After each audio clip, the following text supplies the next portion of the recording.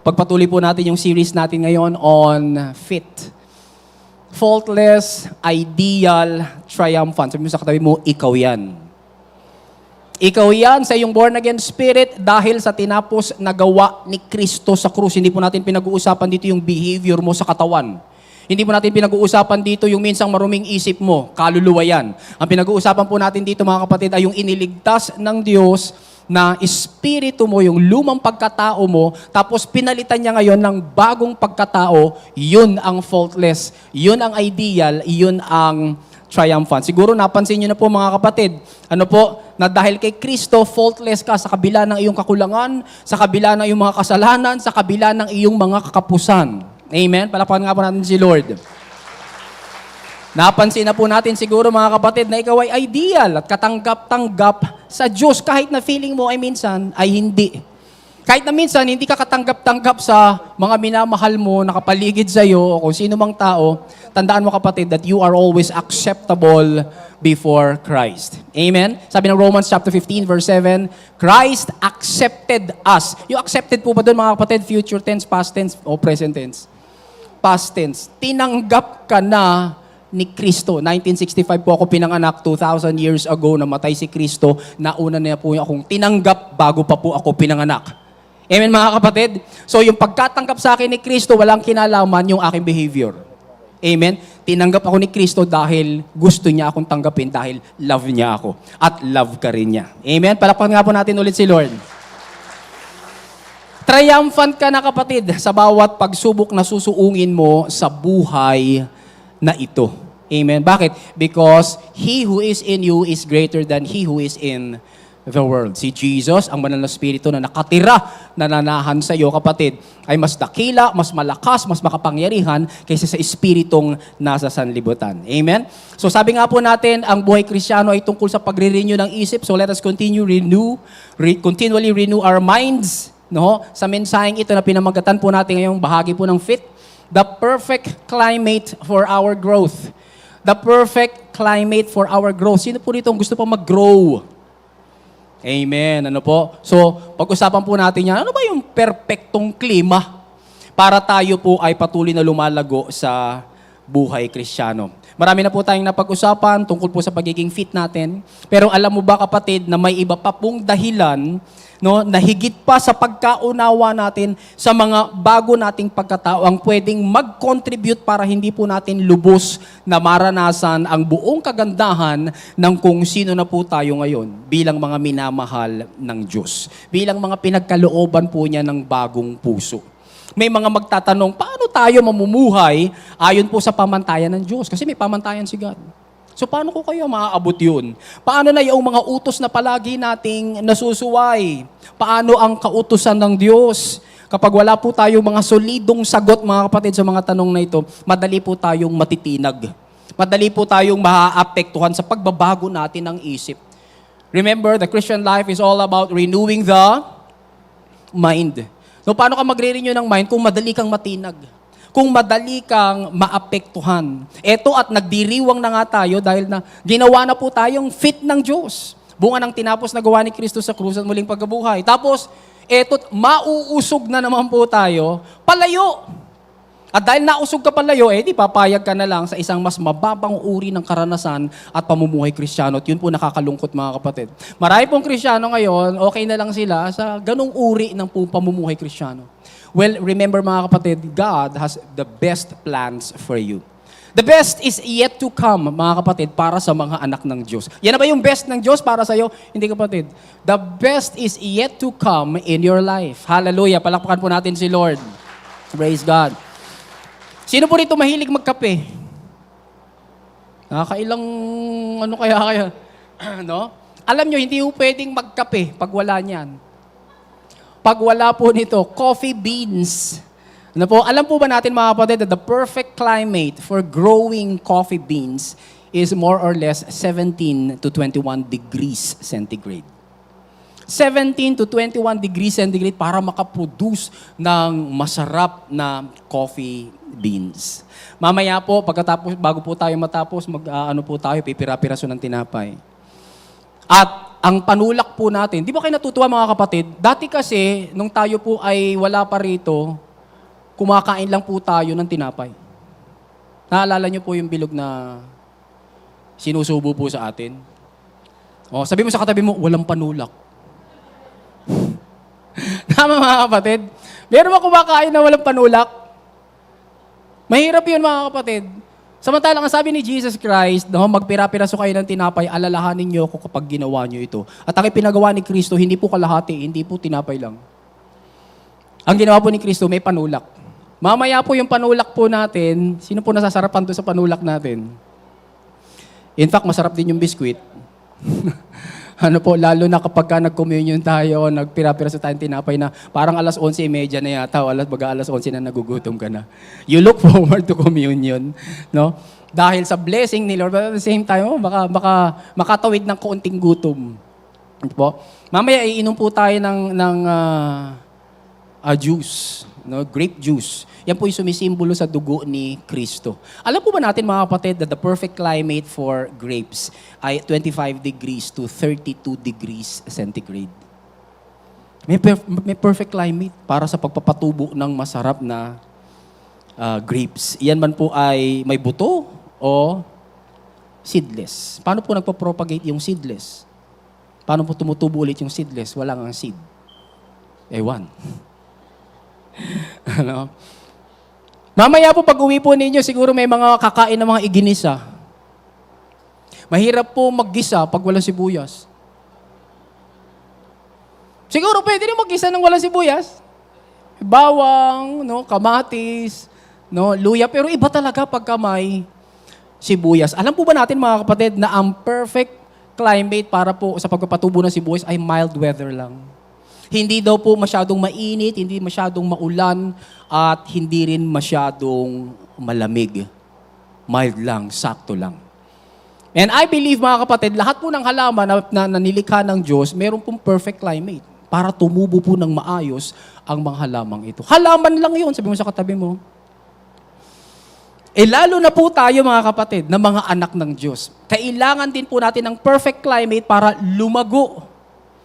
Para tumubo po tayo at umayos ang ating growth. Para mas makinabang po tayo, hindi lang dapat yung pagiging fit natin, ang pinangahawakan natin, dapat wag din po nating pakawalan yung perfect climate na ibinigay na ng Diyos para sa atin, para tayo po ay tumubo, lumago, lumalim sa pananampalataya. So the question now becomes, what is the perfect climate for our growth? Ano yung perpektong klima para ikaw bilang isang Kristiyano ay lumago? Ito po yun mga kapatid. Kagandahang loob ng Diyos. Yan po yung grasya ng Diyos. Yan po yung, faith, yung grace ng God. Plus, kapatawaran ng Diyos. Plus, kabutihan ng Diyos. Equals, fit ka. Amen? Alisin mo yung kagandahang loob ng Diyos, hindi ka lalago. Kung ang lagi mong naririnig, kapatid, ay kondemnasyon, kahatulan ng Diyos, hindi ka lalago sa buhay Kristiyano. Alisin mo yung kapatawaran ng Diyos, paano ka pa magpapatuloy sa buhay Kristiyano kung alam mo hindi ka pala napatawad. Alisin mo yung kabutihan ng Diyos, paano ka magpapatuloy at magaganyak at mahihimok na lumakad sa buhay Kristiyano kung alam mo na galit si God sa iyo. Hindi ka nalalago. Hindi ka nalalaki. Kaya po mga kapatid, ito po yung perfect climate. Kapag ganito po ang klima, mas makikinabang po tayo at mas mararanasan po natin yung pagiging fit. So sa anong klima mga kapatid ang ibinigay ng Diyos para maudyukan niya po tayo na pinagkalooban po niya ng bagong puso? Ito po yung klima ng grasya. Sabihin mo nga grasya. No? Grace is the perfect climate for our growth. Sabihin nga natin, grace is the perfect climate for our growth. Ibig sabihin mga kapatid, tapos na po ang uri ng pamumuhay na nakabatay ka sa mahigpit na hinihingi ng kautusan. Nakabatay ka sa mahigpit na hinihingi ng mga panuntunan, ng mga regulasyon, ng mga ordinansa. Kasi alam mo, hindi mo naman kayang tuparin. Kasi alam mo, yung pamantayan na ibinigay sa iyo, hindi mo naman talaga kayang magawa. At dahil hindi mo nga magawa, ikaw ay laging condemned. Therefore, kung tapos na po ang pamumuhay ayon sa mga ordinansa, ayon sa mga kautusan na hindi mo naman magawa, di tapos na rin yung self-condemnation. Tapos na rin yung paghatol mo sa iyong sarili. No? At ang bagong klimang ito ng grasya ay nauunawaan po natin dahil sa New Covenant. Sabihin naman natin, New Covenant. Okay? So, the perfect climate for growth is grace. Pero mas mauunawaan mo ang grace kapag ka nandyan ang new covenant. Narinig niyo na po ba yung phrase na new covenant? Marahil naiisip po natin pagka nabanggit po yung new covenant, nakakaisip po tayo ng pangalan ng churches. Kasi may mga churches po na meron pong pangalan na new covenant o kaya covenant. Nakalagay po doon sa kanilang mga pangalan. Hindi po natin malimit kasi na marinig yung salitang covenant sa kapanahunan natin. Naririnig mo ba yung salitang covenant ngayon? No, bumili ka ba sa tindahan, tapos sabi nung nagtitinda, ano ang covenant mo? Wala. Hindi po natin naririnig ito. Kaya po, dahil hindi natin naririnig, kasi nga parang iniisip natin, sinauna. Parang ang luma, parang archaic, parang ang gumagamit lang yung mga matatanda. Hindi po natin maintindihan na tila wala pong kinalaman sa buhay natin. Pero bakit mahalaga po yung New Covenant bilang daluyan po ng klima, ng biyaya para sa atin ng mga ginawang fit ng Diyos? Alam po ba natin mga kapatid na yung konsepto po ng covenant, ginagamit po natin yan araw-araw? You are always using covenant every day. Okay? Bakit? Ano po bang covenant? Ang covenant ay isang kontrata. Ang covenant ay isang kasunduan, isang pagkakaisa. Ibig sabihin kung saan may dalawa o higit pang tao or organization na may pinagkasunduan, may nagaganap na covenant. Ano po? Pansinin po natin itong picture na to mga kapatid. Anong ginagawa niyan? Alam niyo yung bata, kung Pilipino yan, hindi lang kasi Pilipino, mukhang Meksikano. Kunyari lang Pilipino yan, yung bata ay may 100 pesos, yung barbero naman may kakayanan na maggupit. Tama mga kapatid? So anong gagawin mo kung magpapagupit ka? Papunta ka ngayon sa barbero, meron kang 100 pesos dahil gusto mo magpagupit. Yun naman barbero, gusto niya yung 100 pesos mo. Tama? Pero meron siyang ipapalit sa 100 pesos mo. Ano? Magandang gupit. Yung hindi ka matatanong ng bagong gupit ka, buhay pa ba? Hindi. No? Na pag nagpagupit ka, maayos naman ang iyong buhok, nagkakaroon ng covenant, nagkakapalitan ng kung ano ang meron ako, gusto ko yung sayo, tapos ikaw naman, ibibigay ko sa'yo yung meron ako, kapalit ng gusto ko sa iyo. Sabi mo sa katabi mo, covenant. Ano po ito susunod na larawan natin mga kapatid?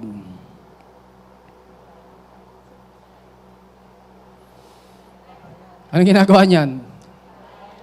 Ayan, ano po? Nagbabayad, nakasakay po siya sa jeep. Meron siyang 12 pesos, sasakay po siya sa biyaheng Batangas City. Tapos, pagsakay po niya, yung driver naman mangangako na ihahatid po siya doon sa ruta o kaya maaring bababa na po siya doon sa kanyang tunay na destination o kaya mas malapit na siya doon sa kanyang destinasyon. Ano nangyari mga kapatid? Covenant. May 12 pesos si pasahero, meron namang kakayanan si driver na ihatid siya, kapalit ng kanyang 12 pesos. May nangyayaring covenant. Ito po, sa October 12, may magaganap akong ganito. October 14. Yan. Palitan po natin yan si Carlito at si Charmaine. Yan. Ano po yan? Covenant po yan mga kapatid. Kaya nga po pagdating sa kasal, pinapalitan ko po yung hindi po natin sinasabing signing of the contract. Ang ginagawa po natin, para mas malinaw, signing of the covenant. Bakit? Sapagkat may sinasabi si lalaki para sa babae, sinasabi niya, ito gagawin ko sa iyo, ito gagawin ko sa iyo, ito gagawin ko sa iyo. Sasabihin naman ng babae, ito rin naman ang gagawin ko sa iyo, ito rin naman ang ipaglilingkod ko sa iyo, et cetera. Covenant mga kapatid. Mahalaga po ba ang covenant? Mamaya ba pag uwi mo, may ka-covenant ka? Pwede. Ano po? Baka lang mamaya dumaan ka dyan kasi nagutom ka na, merong nagtitinda po ng ulam dyan, may magaganap kayang covenant? Meron. Ano po? So, sa Bible, ang covenant, nasangkot po ang Diyos ay tinatawag ding will or testament. Pareho lang po ito mga kapatid. Marahil nakarinig na po tayo ng isang taong gumawa ng kanyang last will and testament kung saan nakadetalye po ang lahat ng mangyayari sa kanyang ari-arian. Si God din po mga kapatid, nakadetalye rin po yung lahat ng mangyayari sa kanyang ari-arian pag namatay na po yung binigay niyang bugtong na anak. At inilagay niya po yung lahat ng matatanggap natin sa isang covenant. Ang tawag po doon, the new covenant. Mapapasa atin po dahil namatay si Kristo, dahil nalibing si Kristo, dahil muling nabuhay si Kristo, at dahil bumalik na si Kristo sa Ama. Nakadetalye po ngayon sa New Covenant. So tingnan po natin kung gaano po magkadugtong itong dalawang ito. Sabi po natin, grace is the climate for your growth, but you cannot understand grace mga kapatid kung wala po yung New Covenant. Kaya po napakahalaga, dapat alam po natin, ano ba nakapaloob sa New Covenant? Hebrews chapter 8 verse 7 to 13 says, "For if there had been nothing wrong with that first covenant," ano po yung first covenant kaya? It's the old covenant of the law of Moses. Kung wala daw mali doon sa first covenant, no place would have been sought for another. Kaya po nagkaroon ng new covenant ay dahil may mali doon sa old covenant. Ano po yung mali doon sa old covenant? Hindi niya kaya ikaw pabanalin. Hindi niya ikaw kayang baguhin. Kaya po, sabi po nung talata sa verse 8, "But God found fault with the people." Nasa kanino daw po ang fault mga kapatid? Sa mga tao. "And said, the days are coming, declares the Lord, when I will make a new covenant with the people of Israel and with the people of Judah." Sabi sa verse 9, "It will not be like the covenant I made with their ancestors when I took them from by the hand to lead them out of Egypt." Hindi, itong new covenant nito, hindi katulad nung lumang covenant na binigay ko sa kanilang ancestors. "Because they did not remain faithful to my covenant." Because the old covenant did not make them holy. The old covenant did not enable them. The old covenant did not empower them. Kaya hindi po sila nakasunod. "And I turned away from them, declares the Lord." Ano pong sabi sa susunod? "This is the covenant I will establish with the people of Israel after that time, declares the Lord. I will put my laws in their minds and write them," ano yung them? The laws. "On their hearts." Sa New Covenant daw po mga kapatid, ilalagay daw po ng Diyos ang mga utos niya sa atin pong isip at sa atin pong mga puso. Sabi ni God, "I will be their God and they will be my people. No longer will they teach their neighbor or say to one another, 'Know the Lord,' because they will all know me, from the least of them to the greatest." Verse 12, "For I will forgive their wickedness and will remember their sins no more." Ganda, no? Under this new covenant, God, mga kapatid, forgives us. Does not remember all our sins. And ang maganda doon, sabi sa verse 13, "By calling this covenant new, He has made the first one, the old covenant, obsolete. And what is obsolete and outdated will soon disappear." So ano po ang meron tayo ngayon mga kapatid? The new covenant. Pinalitan na po ng Diyos. So sa totoo lang, ang new covenant po mga kapatid ay paglalagay at pagbubura. Sabihin nga natin paglalagay. Pagbubura. Pastor, ano po yung binubura? Una, o ano yung inilalagay? Inilalagay ng Diyos ang kanyang mga naisin, gusto at nasain sa bagong puso ng bago nating pagkatao. Amen? Maganda po ba yan mga kapatid? Good news po ba yan mga kapatid? Palakpakan natin si Lord. Hallelujah.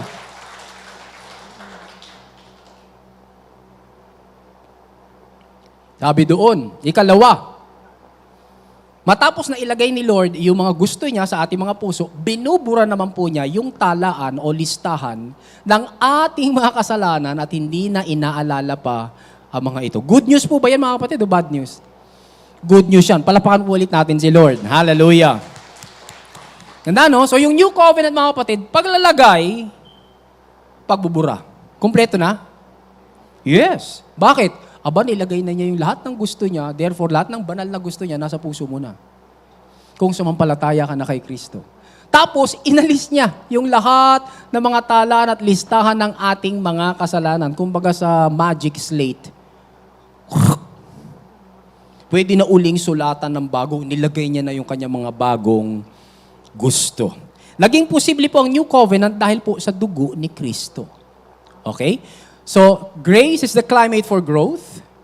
But you cannot understand grace kung wala pong new covenant. Pero bakit nagkaroon ng new covenant? Dahil sa dugo ni Kristo. Sabi po ng Hebrews 9:16-17, in the case of a will, it is necessary to prove the death of the one who made it. Because a will is in force only when somebody has died. Tama po ba yan, mga kapatid? Na nagiging mapapakinabangan mo ang isang will and testament pag namatay na yung gumawa. Tama? At habang hindi pa namamatay yung gumawa, pag hiningi mo yon, parang sinasampal mo yung gumawa. Parang sinabi mo, Daddy, alam ko ang dami mong ari-arian, Daddy. Pwede ba akin na yung kalahati? Sabi ng Daddy, hintay mo naman muna ako mamatay. Hindi, okay lang, Daddy. Kahit hindi ka naman muna mamatay, hindi ko nahintayin. Kasi parang ang lakas mo pa eh. So gusto ko ng pakinabangan ngayon. Ano mangyayari, mga kapatid? No? Parang sinasampal mo yung tatay mo. At yun pong ginawa ng alibughang anak. Tama, mga kapatid? Buhay pa yung tatay niya, siningil na niya. Kinuha na niya, pumunta siya sa malayo at winaldas po niya. Pero sa kabila ng winaldas po niya, mga kapatid, yung mana niya na hiningi niya mula sa tatay niya, hinintay ba siya ng tatay niya? Mahal na mahal siya ng tatay niya? Yes, sabi mo sa katabi mo, ganun si God sa atin. So hindi pwedeng ma-enforce yung will, mga kapatid, hanggang buhay pa yung gumawa. Kailangan mamatay. It never takes effect while the one who made it is living. In fact, the law requires that nearly everything be cleansed with blood. And without the shedding of blood, there is no forgiveness. Wala pong kapatawaran pag walang dumanak na dugo. Tanong, may dumanak na bang dugo? Sagot po, mga kapatid, may dumanak na bang dugo? Therefore, kung may dumanak ng dugo, may kapatawaran na ba? Eh, ba't ayaw tanggapin ng iba? Amen? Kung may dumanak na palang dugo 2,000 years ago, bakit hindi mo matanggap na napatawad ka na? Na matatanggap mo lang na napatawad ka na pag humingi ka ng tawad. Brad, sister, hindi dahil sa paghingi mo ng tawad, kaya ka napatawad. Ikaw ay napatawad dahil may dumanak ng dugo. Amen, mga kapatid? Ang isang covenant sa Diyos ay hindi po umeepekto hanggat walang dugo. At kaya naman yan dumanak ay dahil sa kamatayan. Maging, mga kapatid, ng pasinayaan po yung Old Covenant, kinailangan po ni Moises ng dugo ng hayop. Alam niyo, mga kapatid, sa Old Covenant, si Moises nagpapatay ng hayop, tapos iwiniwisik po niya sa scroll, iwiniwisik po niya sa mga tao. Habang sila po ay sumasamba. Gusto mo bang umattend sa worship celebration na iwiniwisikan ka ng dugo? Buti na lang hindi ganun yung worship celebration natin. Ano, mga kapatid? Ganun po yung worship celebration nila noon. Na pagsasamba po sila, winiwisikan sila ng dugo. Ganun din naman yung bagong kasunduan, hindi po nagsimula hanggat hindi po dumadanak ang dugo. Kaninong dugo? Dugo po ni Jesus doon sa krus ng Kalbaryo. Ngayon, mga kapatid, kailangan natin patuloy na mag-renew ng isip. Karamihan po kasi sa atin, lumaki, mga kapatid, nakakala po natin, nagsimula po yung bagong tipan sa kapanganakan ni Jesus. Yung iba siguro malahil alam na ito, pero yung iba hindi pa po alam. Akala po ng marami, nagsimula po yung New Testament nung ipanganak po si Jesus. Pero hindi po, mga kapatid. Bakit po natin sinasabing hindi? Dahil wala pong dugo sa sabsaban. Wala pong dugo na dumanak doon sa sabsaban. Ang dugo po ay nandoon sa Kalbaryo. Doon po, mga kapatid, sa Calvary, hindi po sa Bethlehem. Kaya kapag nagbubukas po tayo, mga kapatid, ng Bible, 2/3 ng Bible, mga kapatid, makakakita po tayo ng isang blankong pahina kung saan naka-anunsyo, the New Testament. Ano ho? Ang problema po dyan, mga kapatid, dyan sa pahinang yan, pag tinurn mo yan to the left, ang susunod na pahina po dyan, Matthew. Tama? Ano nakalagay sa Matthew 1? Kapanganakan ni Jesus. Kaya maraming Kristiyano po ang nalito. Ang sabi nila, ang New Testament nagsimula nang ipanganak na si Jesus. Sino po nalito dati? Ako din. Lahat po tayo, mga kapatid, akala po natin yung New Testament nagsimula sa kapanganakan po ni Jesus. Ano po? Bakit? Dahil dyan sa page na yan. Nakakatulong po ba yung paanunsyo ng pahinang the New Testament? Oo, dahil inihihiwalay po niyan yung 400 years, of hundreds of years na mula kay Malakay hanggang kay Matthew. Pero at the same time, hindi yan nakakatulong dahil pag pinag-usapan po yung pagsisimula ng aktual na bagong tipan, nalilito ka. Akala mo yung aktual na bagong tipan nagsimula sa sabsaban. Basahin po natin ito mga kapatid. Nagsimula ang bagong tipan, hindi sa isang page, sa isang aklat, kundi sa isang araw sa kasaysayan ng ang anak ng Diyos ay nagtigis ng kanyang dugo at namatay. Basahin po natin ito. Hindi po yan. Hindi po tayo iinom ng kape. Without the shedding of blood, there is no forgiveness. Without the death of Jesus, there is no new covenant. Without the new covenant, we will not be able to fully understand grace. And what is grace? The perfect climate for our growth. Amen mga kapatid? So kailangan sunod-sunod po yung pagkaunawa natin kasi hindi mo maiintindihan, hindi ka lalago hanggat di mo naiintindihan ng biyaya ng Diyos. Na in-explain and fully naman sa New Covenant. Na kaya naman nagkaroon ng New Covenant ay dahil sa dugo ni Kristo. Amen mga kapatid? Logical po ba yung flow? Yes. Mababasa po natin sa aklat ng Galatia mga kapatid na ipinanganak po si Jesus sa ilalim po ng kautusan. Sabi sa Galatians chapter 4 verses 4 and 5. But when the set time had fully come, God sent His Son, born of a woman, and we know that that woman was Mary, born under the law. Saan daw po ilalim nakapanganak si Jesus? Under the law. Kaya, pagsamahin po natin, sa New Testament, pagbuklat mo ng New Testament, nakalagay doon, New Testament. Tapos pagbuklat mo ng ganon, Matthew. Pero nakalagay doon mga kapatid sa Matthew chapter 1, yung kapanganakan po ni Jesus. Kaya nalilito ka na ngayon. Sabihin mo, okay, yung New Testament pala, nagsimula sa kapanganakan ni Jesus. Pero sabi ng Bible mga kapatid, si Jesus born under the law. To redeem those under the law. So therefore, si Jesus Christ, nung lumaki po siya, sino mga tinuturuan niya? Under the law. Sabi mo sa katabi mo, si Jesus ay teacher of the law. Amen? Si Jesus po, teacher po siya ng law. Okay? So, mapapansin po natin mga kapatid na nung nabuhay na po si Jesus, nasa ilalim po siya ng old covenant of the law of Moses.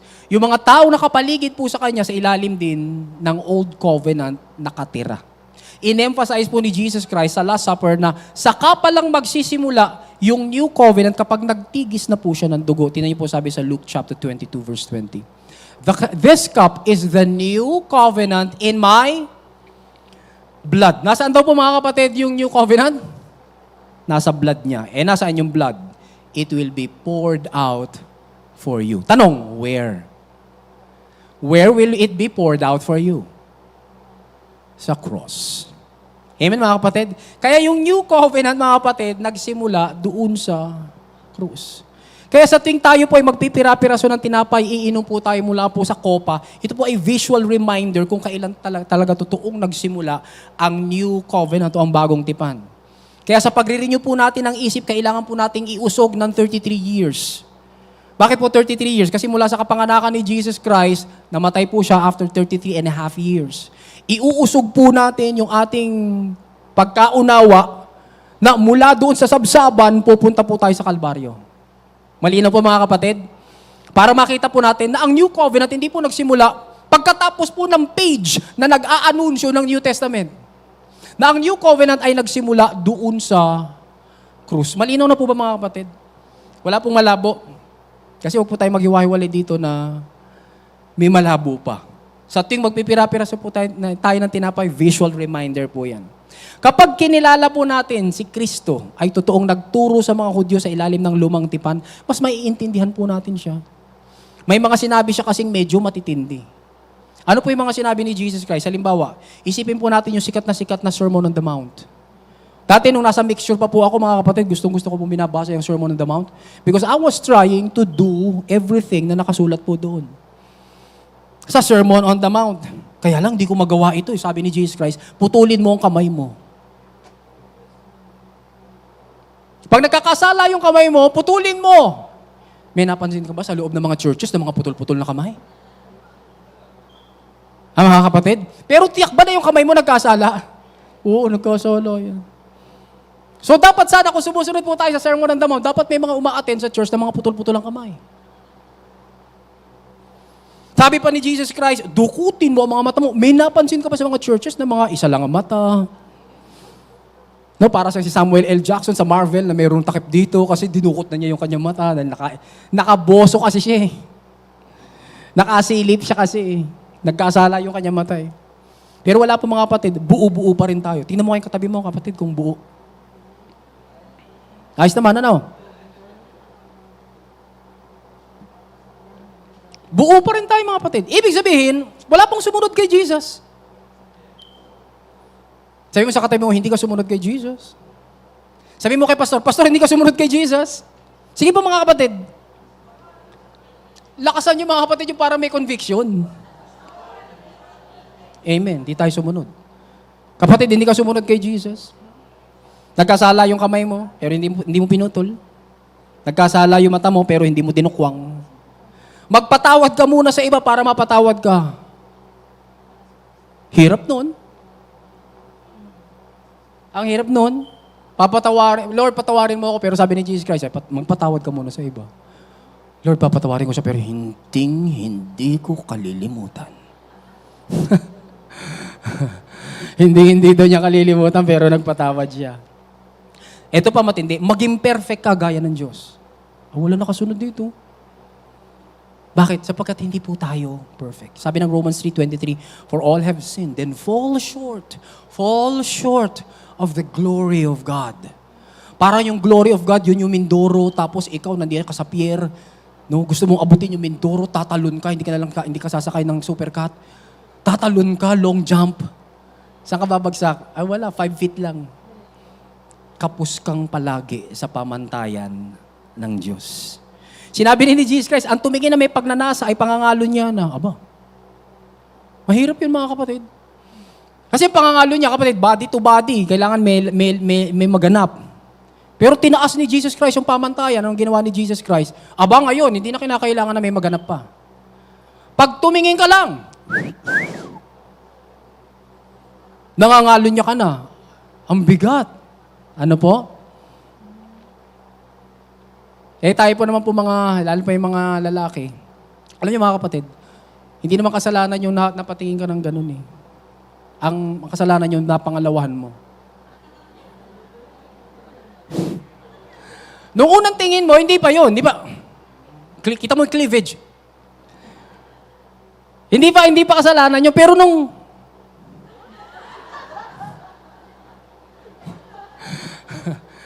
nakakita ka na ng ganyan sa jeep? Nakakita na po ako ng ganyan sa jeep. Sa inis ko po mga kapatid, hiniharang ko yung mukha ko. Sa kanya, kasi obvious na yung lalaki eh. Ano po, parang lalabas na yung kanya mga mata. So sabi ko, pero siya lang ba? Kami rin. Ako din. No, lalaki rin ba mga kapatid? Babae din. No? Yung iba hindi nai-impress sa mga abs. Pero may mga gustong hawakan ng abs. O kung ano pa man. No? Yung iba kumanta lang. No? Ano na. Ganda ng boses. Yung husky. Yung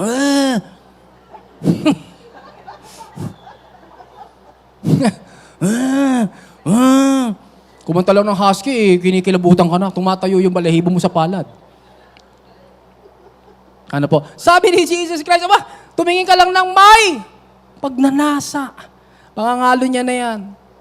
Ito matindi. Magalit ka lang pagpatay na. Ang pagpatay ay talagang papatayin mo. Yung may mamamatay.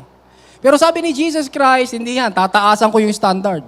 Pag nagalit ka, may pinapatay ka. Tanong kapatid, ilan na pinatay mo?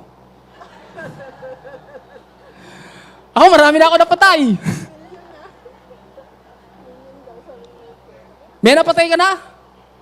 May napatay ka na rin. Baka nga massacre pa eh. Ano ginagawa ni Jesus Christ? Tinataas niya yung standard. Tinataas po niya yung standard. Ito pa yung kamatindi mga kapatid. Idinugtong kasi ni Jesus Christ na mapupunta po sa impyerno yung gumagawa nito. So, saan ka pupunta? Sa impyerno. Hindi ko kaya lahat yung standard na yun eh. Buti na lang paminsan-minsan si Jesus Christ, nagbibigay po siya ng words of encouragement at good news sa mga tagapakinig po niya. Tinuturuan po niya silang manatili sa Kanya. Sinasabi po niya darating yung araw na pananahanan na po sila ng Comforter who is the Holy Spirit. Kaya tuloy maitatanong natin, bakit nagturo si Jesus Christ sa dalawang paraan? Ba't nagturo siya na mabigat at matindi at malupit? Pet malu. Tapos nagturo siya ng magaang. Bakit mga kapatid? Mahirap itong maunawaan kung hindi natin alam yung dalawang layunin ni Jesus Christ sa kanyang paglilingkod. Una, upang ipakita sa mayayabang na Hudyo nung panahon niya, ang kakapusan nilang makamit ang katuwiran sa ilalim ng lumang kasunduan ng kautusan. Ang yayabang kasi ng mga Hudyo eh. Para akala nila perfect sila. Kaya lalo na pag nandyan yung mga hintil, hindi welcome yung mga hintil sa amin. So para ipamukha sa kanila ni Jesus. Next, itong dahilan kung bakit binigyan sila ni Jesus ng mga imposibleng pamantayan para ipamuhay. Kasama na yung pagputol ng mga bahagi ng katawan upang mapaglabanan ng kasalanan. Matthew 5:29-30. Tanungin kita kapatid, sa tingin mo kahit nadukwangin mo yung mata mo, may isa ka pang mata, hindi ka na magkakasala? Magkakasala ka pa rin. Minsan nga yung mga bulag nagkakasala pa rin.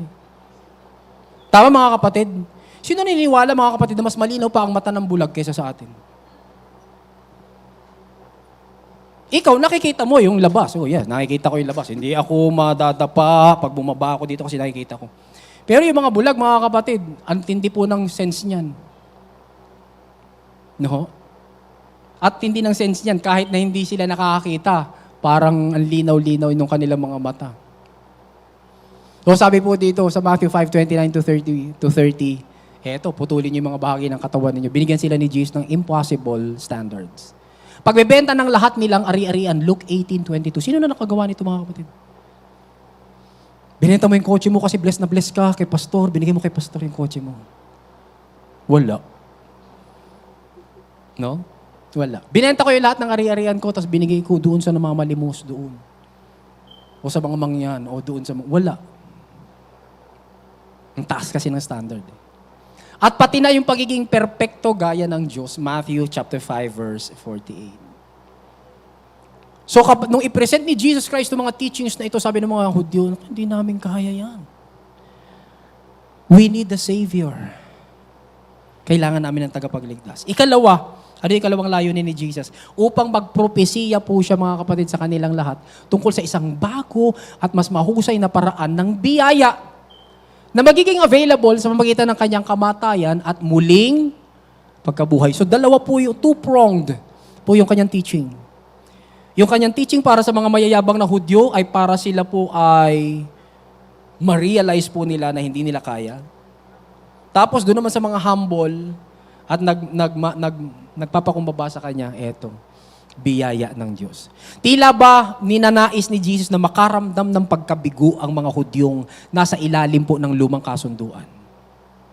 Sa pamagitan ng pagpapakita sa kanila kung gaano ka-imposibleng maging matuwid sa harap ng Diyos sa pamagitan lang ng sarili nilang kakayanan. Kasabay po nito mga kapatid, tinuturuan din po niya sila tungkol sa bagong paraan na darating. Kung saan maaari na po silang maging perpektong matuwid nang walang ipinagsisikap at walang ipinagpapagod. Kapag nakita po natin itong dalawang ito mga kapatid na layunin ni Jesus, mas nagiging lalong malinaw yung pakay ng mga katuruan po niya. Tama mga kapatid? Kasi pag hindi mo yan alam, malilito ka. Kapag hindi mo alam yung dalawang layunin ni Jesus, sasabihin mo, bakit dito ang bait ni Jesus? Dito parang ang lupit ni Jesus. Parang asuplado ni Jesus. Dito parang sinabihan niya, kayo mga ulupong! Siguro pag nagsabi ako rito, kayo mga ulupong! Late na naman kayo! Baka hindi na attend ng church. Ano po? Pero si Jesus hindi po. Sabi po niya, kayong mga ulupong, kayo, you brood of snakes. Bakit? Sapagkat ang kausap po niya doon yung mga Hudyo. na nagmamapuri at nagmamataas. Okay? You see, makita po natin mga kapatid na inalis na po tayo ni Lord dyan. You see, right now, grace is the perfect climate for our growth. Sabay-sabay nga ho natin sabihin. Grace is the perfect climate for our growth. At mas lalong lumilinaw po under this new covenant. Madidiscovery po natin na sa ilalim nitong bagong tipan ay may mga utos po si Lord na iniutos niya para sa atin. So, yung ibang Kristiyano, malilito na naman sabihin, utos. Pag nakarinig sila ng utos, tatakbo sila kay Moses. Utos eh. Tatakbo po sila doon sa 613 na utos para sa mga Hudyo, nandoon. Yung 10 Commandments na nasa tapyas ng bato. Pero ano sabi ni Jesus Christ sa Hebrews 10:16, "This is the covenant I will make with them after that time, says the Lord. I will put my laws in their hearts, and I will write them on their minds." Ano kaya yung mga utos na nilagay ni Lord sa ating mga puso at sa ating mga isip? Ayan, kasi may sinabi siya, "I will put my laws in their hearts and I will write them on their minds." Alam niyo, pag sinaliksik po natin yung Biblia, dalawa lang. Sabi mo sa katabi mo, dalawa lang. Wow, dalawa lang, hindi 613. Dalawa lang. Tingnan niyo po itong dalawang talatang ito. John 13 verse 34 says, "I am giving you a new commandment, that you love one another." Ano daw po yung new commandment, mga kapatid? That you love one another. Dati sa lumang kasunduan, sabi noon sa lumang kasunduan, love one another as you love yourself. Mahalin mo ang iba gaya ng pagmamahal mo sa sarili mo. Halimbawa, hindi ka naliligo, o di yun ang pagmamahal mo sa sarili mo. Kasi yung love na gagamitin mo sa iba, sabi sa lumang kasunduan, ay yung love na meron ka sa sarili mo. Pero sabi ni Jesus Christ, teka, ibahin na natin. Sabi ni Jesus Christ, I am giving you a new commandment that you love one another. How? Just as I have loved you. Sino na ang standard? Si Jesus, hindi na yung sarili mo. Amen? Hindi na yung sarili mo. Yung love na ni Jesus. Paano ba tayo minahal ni Lord? Pinatawad niya tayo, inaccept niya tayo, minahal niya tayo, iniibig niya tayo, inaakap niya tayo, ginawa niya tayong katanggap-tanggap, etc., etc. Ang dami po mga kapatid. So yan po yung new commandment, number 1. Pangalawa, 1 John chapter 3, verse 23. Sabi ni John, "And this is His commandment," referring to Jesus, "that we should believe on the name of His Son, Jesus Christ, and love one," ayun na naman yung love one another. Pero may kasama, believe. So ilan lang po mga kapatid yung commandments? Dito sa bagong tipan, dalawa lang. Believe and love. Yan po yung isinulat ni God sa puso mo. Kaya kung ikaw ay Kristiyano na, ikaw ay mananampalataya, you will always believe. You will always believe. Gustong-gusto mo laging nananampalataya. At in love ka lagi kay God at sa katabi mo. Amen. Tingnan mo nga yung katabi mo. Love mo ba yan? Yes. Kahit minsan hindi yan kalablab. Tapos biglang kikilusan ka ni God. Love mo yan. Mahal mo yan. No? Kaya mo yung pagtiisan. Babaguhin ko yan. Huwag mo siyang baguhin. Ako ang babago sa kanya. Napansin po ba natin na hindi po 613 na utos sa lumang kasunduan ang isinulat ni God sa mga puso natin? Dalawa lang. Believe and love. So may mga pilosopo Pastor, kung hindi naman pala 613, ang utos na nakalagay sa mga puso natin, ano ang relasyon natin sa 613? Anong gagawin natin ngayon sa 613? Kung wala pala tayong relasyon sa kanila, buti na lang mga kapatid, si God, hindi po nanlilito. Buti na lang si God, mga kapatid, gusto niya malinaw lagi. At nilinaw po ni God, mas maliwanag pa sa sikat ng araw. Paano po? Sa magitan po ng mga talatang ito. Tingnan niyo po. Anong relasyon mo sa kautusan? Number 1, we are not under the law. Malinaw po ba yan? Digyan natin ang talata. Sabi ng Romans 8:14, "For those who are led by the Spirit of God are the children of God." Payag ba kayo mga kapatid na mula sa talatang yan, sasabihin natin, if you are a child of God, you are led by the Spirit of God. Ang mga anak ng Diyos, pinangungunahan ng Espiritu ng Diyos. Amen mga kapatid? Kapag ikaw ay pinangungunahan ng Espiritu ng Diyos, ibig sabihin lang anak ka ng Diyos. So, sino ang naglilid sa iyo, kapatid? The Holy Spirit. The Holy Spirit is leading you. And tingnan po natin itong talatang to. Galatians 5:18 sabi doon, but if you are led by the Spirit, you are not under the law. Ulitin natin. Kung ikaw ay anak ng Diyos, who is leading you? The Holy Spirit. If you are led by the Spirit, you are not under the law. Amen? Kasi magiging conflict po yun, mga kapatid, na dalawa ang naglilid sa'yo. Kaya ang hirap po, mga kapatid, na nakapangasawa ka na hindi mo naman kapananampalataya. Amen? Hindi naman siya anak ng Diyos. Ikaw, anak ka ng Diyos. Nagkaanak na kayo, litong-lito na yung bata. Tara, punta tayo sa church. Hindi, dito tayo sa templo namin. Hindi, punta tayo sa church. Dito tayo sa templo namin. Ang hirap, mga kapatid, pag dalawa naglilid sa'yo. Pero pag isa lang yung, dalawa yung naglilid sa'yo, pero sa isang direksyon lang, ang ganda. Sabi po rito, mga kapatid, if you are led by the Spirit, you are not under the law. Are you under the law? Hindi. Therefore, do you have a relationship with the law? Wala. You don't have a relationship with the law. With whom have you a relationship? Do you have a relationship? With the Holy Spirit. Palakpakan po natin ang Holy Spirit. Amen. Kaya po yung sinasabi ng mga iba na, hindi, dapat sumunod po tayo dyan sa 10 utos, etc., etc. No, tanungin ko kayo, mga kapatid, nung sumusunod po ba kayo sa 10 utos, kailan po kayo sumasamba? Linggo, Sabado. Ulitin ko po, nung sumusunod pa po kayo sa 10 utos, tuwing kailan po kayong araw sumasamba? Linggo, Sabado. Linggo, lagot ka. Sapagkat hindi yan ang Sabat. Ang Sabat ay Sabado. So nasusunod mo ba? 10 na nga lang yon. Nasusunod mo? Hindi. Ang matindi naman, mga kapatid, kapag hindi ka nakasunod sa isa, parang hindi ka nakasunod sa 612. Kaya nga po, under the law, mga kapatid, ang grade, sabi natin, ay 0 or 100%. Wala pong 99%. Hindi mo sasabihin, teka, 612 naman ang nasunod ko. Hindi, mga kapatid. Kapag hindi ka nakasunod sa isa, bagsak ka. Mas matindi pa po ito, mga kapatid. Mas matindi pa ito kaysa sa right minus wrong. Because dito, one wrong means all will be wrong. Kaya salamat na lang, mga kapatid, na hindi po tayo led by the law. You are now led by the Spirit. Ang banal na Espiritu naglilid sa iyo.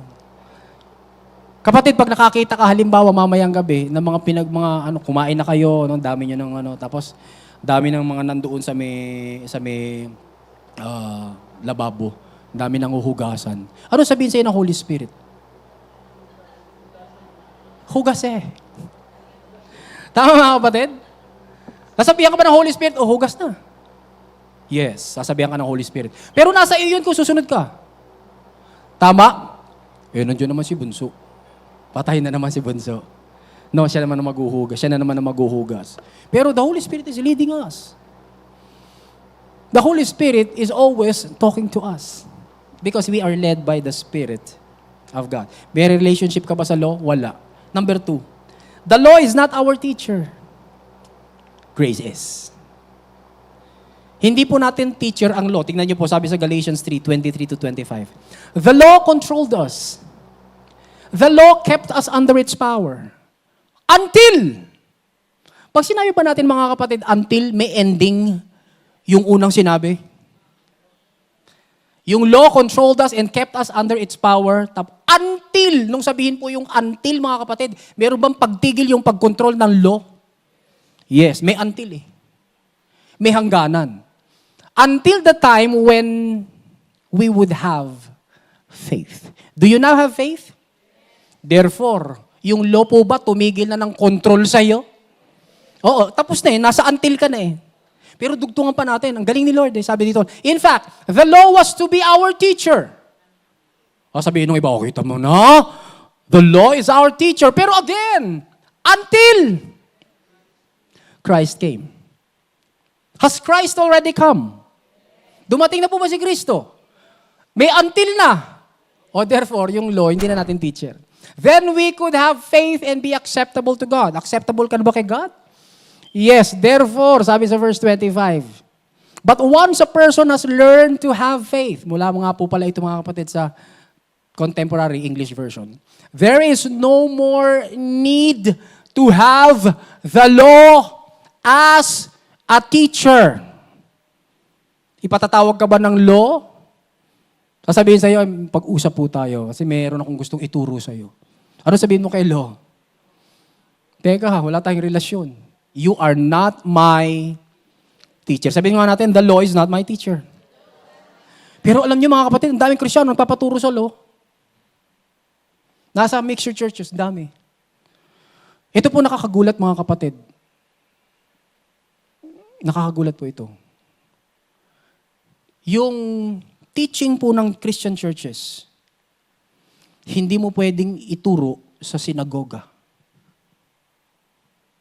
Hindi ka pwedeng pumasok sa isang sinagoga, tapos sasabihin mo, well, ang tuturo ko po ngayon ay kaligtasan sa magitan ng pananampalataya kay Kristo, sa tinapos niyang gawa doon sa palalayasin ka. Pero nakataka-taka mga kapatid kung bakit yung mga turo sa sinagoga nasa loob ng churches. Bakit tayo tinuturuan ng law? Samantala, ang sabi ng Biblia, wala ka ng relasyon sa law. The law is not your teacher. Who is our teacher? What is our teacher? Grace. May talata po ba tayo dyan? Meron, tingnan niyo po. Sabi sa Titus. For the grace of God has appeared that offers what? Paano ka naligtas, kapatid? Sa magitan ng grace ni God. No? Kasama ka ba sa all people? Yes, sabi doon, the grace of God has appeared that offers salvation to all people. Tuloy po natin. It teaches us. Teacher ba ang grace? Oo. It teaches us to say no to ungodliness and worldly passions and to live self-controlled, upright, and godly lives in this present age. So, sinong nagtuturo sa iyo ngayon in this present age? Right now, at the moment, ATM. Grace. So, hindi yung law. Tumigil na yung law sa pagtuturo. In fact, hindi naman po talaga tayo na under sa law dahil hintil tayo. Romans chapter 2, verse 14. Hindi naman ini-offer sa iyo bilang isang hentil. Ang problema lang natin mga kapatid sa Diyos ay malayo tayo sa Diyos. Ang problema ng mga Hudyo, nasa ilalim po sila ng Old Covenant. Kaya nga po pinag-repent sila. Ang sabi sa kanila, mga Hudyo na nasa ilalim ng New Covenant, magbago na kayo ng isip. Yun po ang ibig sabihin ng repent. Magbago na kayo ng isip. Lipat na kayo dito sa New Covenant. At tayo naman mga hentil na malayo, inilapit sa pamamagitan ng dugo ni Kristo. Ephesians chapter 2, verse 13. Ikaw na malayo, yun lang ang problema mo, hentil ka. Inilapit ka na, wala kang kinalaman. Amen mga kapatid? Ano pong tawag doon? Grace. Biyaya. Ang ganda ng grace mga kapatid. It saves us, then it shapes us. Nililigtas ka ng grace, ng biyaya ng Diyos, tapos huhubugin ka niya. Sabihin nga natin, grace saves, grace shapes. So may relasyon ka ba sa law, kapatid? Wala. Tingnan pa rin po natin to number 3. We died to the law. We died to the law. Dati, asawa ng mga Hudyo yung kautusan. Pero sabi ni Paul, teka, we died to the law. Sabi po doon sa Galatians 2:19, for through the law, I died to the law so that I might live for God. Sabihin ko po sa inyo, tanungin ko po kay mga kapatid, pag mayroon po bang mag-asawa, as namatay yung isa, may relasyon pa sila? May relasyon pa sila? Wala. Kaya wala pong forever. Corny po yun. Yung sabihin mo, you are my forever. Hindi. Ibig sabihin ng forever, walang katapusan. Pero ibig sabihin ng as long as we live, yun, hanggang doon lang tayo. As long as we live. So pagka namatay na yung isa dun sa mag-asawa, wala na silang relationship. Hindi ba, magkikita pa rin naman tayo. Tayo pa rin mag-asawa. Hindi, wala na pong mag-asawa doon sa langit. In fact, madagdag ko lang po mga kapatid, wala na pong nagbe-birthday sa langit. Bakit? Kasi may makakakita ka. Siyempre, of course, naintindihan naman natin na kaya nila binabati si Papa, kaya nila binabati si Lolo, Lolo, happy birthday in heaven. Ay dahil love nila si Lolo. Pero sa totoo lang mga kapatid, wala na pong nagbe-birthday sa langit. Bakit? Sapagkat wala na pong nadadagdag doon, eternal life na po yun. Amen mga kapatid? Kaya kung gusto mong i-honor yung nagbe-birthday na mahal mo sa buhay, sabihin mo, we are remembering you right now, yung kabutihan nyo, yung ganito, ganyan yun, etc., etc. Pero yung sabihin mong, happy birthday po in heaven, happy birthday po sa langit. Wala na pong nagbe-birthday sa langit. Amen mga kapatid? Ano pong ginagawa natin? Nagre-renew tayo ng isip. We died to the law. So, ibig sabihin, tayo po, wala na tayong relasyon sa law. Namatay na eh. Kung paano ang isang partner ay wala ng relasyon sa kanyang kapartner, once na mamatay yung sino man sa kanilang dalawa, tayo din po, wala po tayong relationship sa law. We died to it. Number 4, we are free from the law. Sabi ng Romans 7:6, now however, we are free from the law because we died to that which once held us prisoners. No longer do we serve in the old way of a written law. Ano yung written law? The old covenant. Saan nakasulat? Sa tapyas ng bato. No longer do we serve in the old way of a written law, but in the new way of the Spirit. Paano na po tayo nagsiserve ngayon, mga kapatid? Dahil sa tapyas ng bato? Hindi. Saan nakasulat? Hindi. In the new way of the Spirit. Kaya nga po dito, mga kapatid, di tayo nag-iika po. Hindi po namin kayo sinasabihan, okay mga kapatid, kung magkano kinita nyo ngayon, this week, kumita kayo ng 50,000, 10% akin na. So what is 10% of 50,000? 5,000. 5,000 po, bigay mamaya. Hindi po mga kapatid, we are led by the Spirit. Sino nag-lead sa'yo? Ang Holy Spirit. Kumita ka ng 50,000, bahala ka kung magkano gusto mo ibigay. Amen? Yung masaya ka. Amen? Meron po bang kumita ng 50,000 pero ang saya-saya niya nung nagbigay siya ng piso? Wala akong magagawa yun. Doon ka masaya eh. Amen mga kapatid? Sige, magbigay ka ng piso. Katanggap-tanggap yan sa Diyos. Meron pong kumita ng 50,000 pero nagbigay siya ng 15,000? Masaya siya. Doon siya masaya eh. Kaya nga di ba tayo po mga magulang, maliliit pa po si Phoebe tsaka si Ephraim, minsan kapag Pasko, no, tapos may mga nagbigay sa kanila, siyempre mga bata yan, mga malulutong ang mga 100 niyan, no? Tsaka mga 50 niyan, tsaka mga 20 niyan, no? Malulutong. Nung maliliit pa nga po tayo, may malutong na 5 piso eh. Tsaka 2 piso, yung dinodrawingan natin, nagiging si Michael Jackson. Diba? So, lutong-lutong na yan. Tapos, mag-uusap kami. Sabihin, yan, ito ang pera mo, Phoebe, ha? Ito ang pera mo, ha? Ephraim. Magkano ang gusto mong offering? Tapos biglang magsasabi sila, ng isang offering, na higit pa sa 10%, ang laki. Tapos ikaw na magulang, magugulat ka, sabihin mo, talaga ba anak, yan ang gusto mong ibigay? Talaga ba yan ang gusto mong ibigay? So babawiin mo ngayon, oo, hayaan natin, yun ang gusto nilang ibigay. Kasi pwedeng pandagdag pa yan sa kuryente. Pero yun ang gusto niyang ibigay. Bakit? Sino naglilid sa atin mga kapatid? It is the Holy Spirit. Sabi mo sa katabi mo, the Holy Spirit is leading you. Kaya nga, no longer do we serve in the old way of the written law, but in the new way of the Spirit. Number 5, Christ is the end of the law. Ibig sabihin, si Kristo na po yung tumubos. Sabi po doon, for Christ is the end of the law, with the result that there is righteousness for everyone who believes. Ang ganda ng isang translation sa New International Revised Version. Christ has fulfilled everything the law was meant to do. Sino daw po nag-fulfill? Si Christ. So now, everyone who believes can be right with God. So tinugon na ba ni Jesus Christ yung lahat ng requirement ng law? Para kanino? Para sa atin. So nakakalungkot tinugon na ni Jesus Christ yung lahat ng requirement for the law, tapos meron pa rin mga Kristiyano magsasabing, Lord, tutugunin ko pa rin yung mga requirement ng law. Anong ginagawa mo kay Kristo? Minabastos mo si Kristo. Sinasantabi mo yung kanyang tinapos na gawa. Binabaliwala mo yung kanyang sakripisyo doon sa krus ng Kalbaryo. Eto't finulfill na po niya ang lahat ng requirement ng kautusan, pero eto ka, gusto mo pa rin i-fulfill. Basahin po natin ito mga kapatid. The law is not the perfect climate for our growth. Grace is. Amen? Palapakan nga pa natin si Lord. Hallelujah. Kaya matuwa po tayo mga kapatid, dumadalo po kayo sa isang church na ang tinuturo, yung ikalalago nyo. Amen mga kapatid?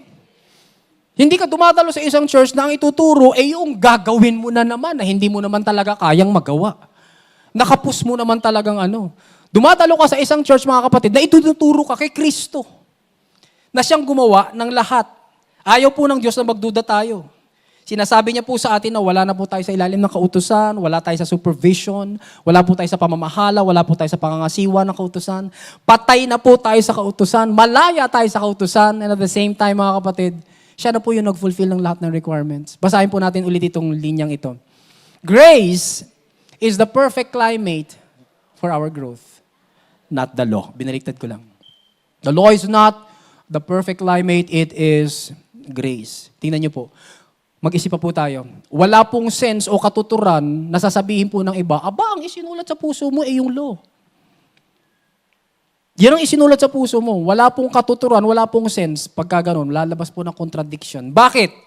Napag-usapan na po natin. Patay na tayo sa kautusan, pero isinulat niya sa puso natin. Contradiction ba yun, mga kapatid? Nabasa na natin sa talata, you died to the law. Patay ka na pala sa kautusan, bakit sinulat niya? Isa pa, wala na tayo sa ilalim ng kautusan pero nasa puso natin. Nasa ilalim ka ba, kapatid, ng law ng Germany? Are you under the German Constitution? Sino ba nag-champion? Germany? Wala pa. Mamaya pa. Okay. Praise God. Nasa ilalim ka ba ng German Constitution? Hindi. Therefore, are you obliged to obey the German Constitution? Hindi. Why? Kasi nga, wala ka sa ilalim nun. So nakakalito po yun, mga kapatid, na wala tayo sa ilalim ng kautusan tapos nakasulat pala sa atin. Ito pa, si Kristo na yung tumupad ng kautusan pero sa atin, para sa atin, pero nakasulat sa puso natin. Contradiction po yan. Tinupad na ni Kristo, wala nang tutuparin, ginawa na niyang lahat, gagawin na lang natin, mananampalataya tayo. Tapos isusulat pa ulit ni Lord sa puso natin para tupurin natin. That is a contradiction, mga kapatid. Tunay na nakapagbibigay po ng kapahingahan yung mensahe po ng kalayaan natin mula sa kautusan. Pero ang maganda nito, mga kapatid, nakita po natin that grace not only saves, grace also shapes. Hinuhubog din po tayo ng biyaya. Kaya balikan po natin, mga kapatid, yung tinignan natin mga talata, pansinin natin yung phrase na so that, ayan o, you died to the law so that, ano yun, sabi ng verse, there may be righteousness for you who believe. Ganda ng kapalit, ano? Namatay ka na sa kautusan upang ikaw ay magkaroon ng katuwiran. Ikaw na sumampalataya. You died to the law so that you might live for God. Who wants to live for God? Tayong lahat, mga kapatid. Malaking kinalaman that you died to the law. Wala ka na sa kautusan. You died to the law so that you serve in the new way of the Spirit. Now, sabi po ng mga pilosopo, ang buhay sa ilalim nito mas mahusay eternal na bagong tipan. Buhay daw ng mga tamad. Kasi nga, wala na tayong gagawin. Hindi, mga kapatid. Hindi po meant ni God, hindi po inintensyon ni God, mga kapatid, na wala ka nang gagawin at uupo-upo ka na lang hanggang sa sunduin ka niya. Marami po tayong gagawin. Bakit? Ano sabi ng Romans 7:4, our last verse? So my brothers and sisters, you also died to the law through the body of Christ that you might belong to another. Who is that another? Namatay ka na sa kautusan sa pamamagitan ng katawan ni Kristo upang ikaw ay magkaroon ng relasyon to another. Sino yung another? Si Kristo. Paano natin nalaman si Kristo? Ayun, no? To Him who was raised from the dead. May relationship ka na kay Jesus? It's either may relationship ka kay Jesus or buhay ka pa sa kautusan. Pero dahil may relationship ka na kay Jesus, ibig sabihin, patay ka na sa kautusan.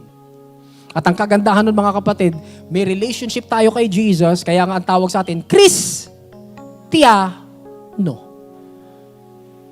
Hindi po tawag sa atin, Marian.